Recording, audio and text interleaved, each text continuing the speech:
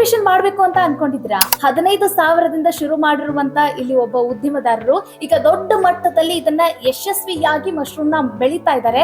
So ಹೇಗೆ ಬೆಳೀತಿದ್ದಾರೆ, ಇದಕ್ಕೆ ಏನೇನೆಲ್ಲ ಹಾಕ್ತಾರೆ, ಬನ್ನಿ ಕೇಳೋಣ. ಸೊ 1 kg ವುಡ್ ಪೆಲೆಟ್ ನ ನಾವು ಒಂದು 51 ಮೈಕ್ರಾನ್ ಕವರ್ ನ ಏನು ಯೂಸ್ ಮಾಡಿರ್ತೀವಲ್ಲ, ಸೊ ಅದು 3 kg ಕವರ್. ಸೊ 3 kg ಕವರ್ಗೆ ನಾವು 1 kg ಪೆಲೆಟ್ ನ ತೂಕ ಮಾಡಿ ಸೊ ನಾವು ಕವರ್ ಒಳಗೆ ಹಾಕ್ತೀವಿ. ಫುಲ್ಲು ಕುದಿಸ್ಬೇಕು 100 ಡಿಗ್ರಿ ಸೆಲ್ಸಿಯಸ್ ಅಲ್ಲಿ. ಆ ನೀರನ್ನ ನಾವು 1.5 ಲೀಟ್ರ್ ಮೆಷರ್ ಮಾಡಿಕೊಂಡು ನಾವು ಕವರ್ಗೆ ಹಾಕಿ, ಸೊ ಕವರ್ಗೆ ಹಾಕಿದ ನಂತರ ನಾವು ಅದನ್ನು ಕ್ಲೋಸ್ ಮಾಡಿ 8 ಅವರ್ಸು ನಾವು ಡ್ರೈ ಆಗೋಕ್ಕೆ ಬಿಡಬೇಕಾಗುತ್ತೆ. ಕಂಪ್ಲೀಟು ವುಡ್ ಪೆಲೆಟ್ಸ್ ಅಂತ ಏನು ಕಡ್ಡಿ ರೂಪದಲ್ಲಿರುತ್ತೆ. ಸೊ ನಿಮ್ಗದು ನೀರೆಲ್ಲ ಹೀರ್ಕೊಂಡು ನಿಮ್ಗದು ಪೌಡ್ರ್ ಆಗುತ್ತೆ. ಸೊ ನೀವು ಕೊನೆಗೆ 8 ಅವರ್ ಆಗಿದ ನಂತರ ನೀವು ಅದನ್ನು ಆಚೆಯಿಂದ ಸೊ ಅದನ್ನೆಲ್ಲ ನೀಟಾಗಿ ಸ್ಮ್ಯಾಶ್ ಮಾಡಿಕೊಂಡು ನೀವು ಪೌಡ್ರ್ ಮಾಡ್ತೀರಾ. ಪೌಡ್ರ್ ಮಾಡಿದ ನಂತರ ಸೊ 150 ಗ್ರಾಮ್ ಸ್ಪಾನ್ನ ತೂಕ ಮಾಡಿಕೊಂಡು ಕವರು ಸುತ್ತ ಸೈಡಲ್ಲಿ ಸ್ಪ್ರೆಡ್ ಮಾಡ್ತೀವಿ.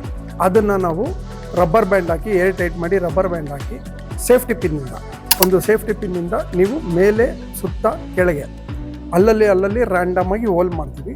ಅದನ್ನು ನಾವು 15 ಡೇಸು ಡಾರ್ಕ್ ರೂಮ್ ಅಂತ ನಾವು ಇಡ್ತೀವಿ. ಸೊ 15 ಡೇಸು ಡಾರ್ಕ್ ರೂಮಲ್ಲಿ ಏನಾಗುತ್ತೆ, ನಾವೇನು ಸ್ಪಾನ್ ಹಾಕಿರ್ತೀವಲ್ಲ ಅದು 15 ಡೇಸಲ್ಲಿ ಅದು ಕಂಪ್ಲೀಟ್ ಬ್ಯಾಗು ಸ್ಪ್ರೆಡ್ ಆಗುತ್ತೆ. ಕಂಪ್ಲೀಟ್ ಬ್ಯಾಗು ಸ್ಪ್ರೆಡ್ ಆದಮೇಲೆ ಸೊ 16th ಡೇ ನಾವು ತೊಗೊಂಬಂದು ಫ್ರೂಟಿಂಗ್ ರೂಮಲ್ಲಿ ಹಾಕ್ತೀವಿ.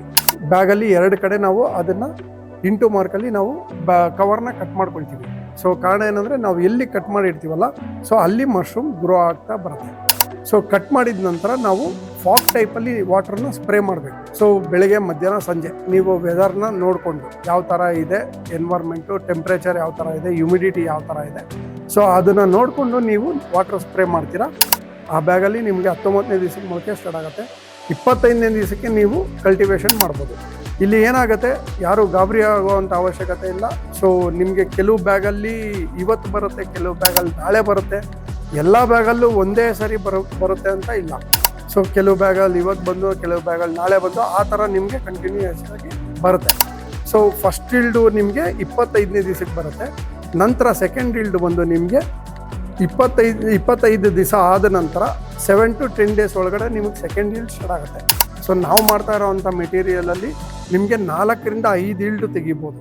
ಸೊ ನಾವು ಆವ್ರೇಜು ಏನು ಮಶ್ರೂಮ್ ಅಂದ್ಕೊಂಡಿದ್ದೀವಿ ಅಂದರೆ ಸೊ 1 kg ಇಂದ 1.5 kg ಒಳಗಡೆ ಬರ್ಬೋದು. ಸೊ ಇದು ಆವ್ರೇಜ್ ಆಗಿರುತ್ತೆ.